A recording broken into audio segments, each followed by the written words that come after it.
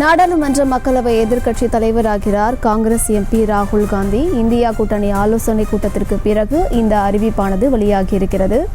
மேலும் விவரங்களை கொடுப்பதற்காக செய்தியாளர் மதியழகன் இணைப்பில் இருக்கிறாரிடம் பேசலாம். மதியழகன், முழு விவரங்கள். நாடாளுமன்ற மக்களவையினுடைய எதிர்க்கட்சி தலைவராக காங்கிரஸ் கட்சியினுடைய மூத்த தலைவர் ராகுல் காந்தி நியமிக்கப்பட்டிருப்பதாக தற்பொழுது தகவல்கள் வெளியாகி இருக்கின்றன.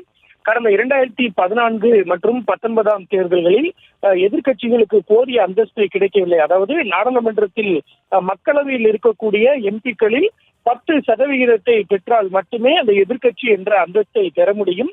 அதாவது மொத்தம் இருக்கக்கூடிய 543 உறுப்பினர்களில் குறைந்தபட்சம் 55 உறுப்பினர்களை பெறக்கூடிய கட்சிக்கு மட்டுமே எதிர்க்கட்சி என்ற அந்தஸ்து வழங்கப்படும். அந்த வகையில் 2014 மற்றும் 19 ஆண்டுகளில் நடைபெற்ற மக்களவைத் தேர்தலில் காங்கிரஸ் கட்சிக்கு போதிய அளவு அந்த உறுப்பினர்கள் இல்லை. அதனால் அந்த எதிர்க்கட்சி என்ற அந்தஸ்து இல்லாமல் இருந்தது. ஆனால் இந்த தேர்தலில் காங்கிரஸ் கட்சி மட்டும் தனிச்சையாக 99 உறுப்பினர்கள் வெற்றி பெற்று இருக்கிறார்கள். அந்த வகையில் இந்த முறை எதிர்க்கட்சி அந்தஸ்து வழங்க வேண்டிய சூழல் ஏற்பட்டு இருந்தது.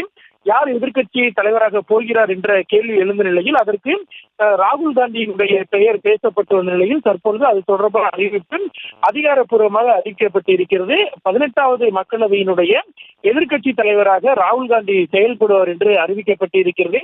இந்த எதிர்க்கட்சி தலைவர் பதவி என்பது மிகவும் முக்கியமான ஒரு பதவியாக பார்க்கப்படுகிறது. இதற்கு சட்ட ரீதியான அங்கீகாரம், அதாவது அரசியல் சாசனத்தினுடைய அங்கீகாரம் இருக்கக்கூடிய ஒரு பதவியாக இருக்கிறது. அது மட்டுமில்லாமல் நாட்டினுடைய தேர்தல் ஆணையர் உள்ளிட்ட பல்வேறு முக்கிய பொறுப்புகளுக்கான ஆட்களை நியமிப்பதற்கு அந்த ஆலோசனை கூட்டத்தில் மக்களவை எதிர்க்கட்சி தலைவரும் பங்கேற்பது அவசியம்.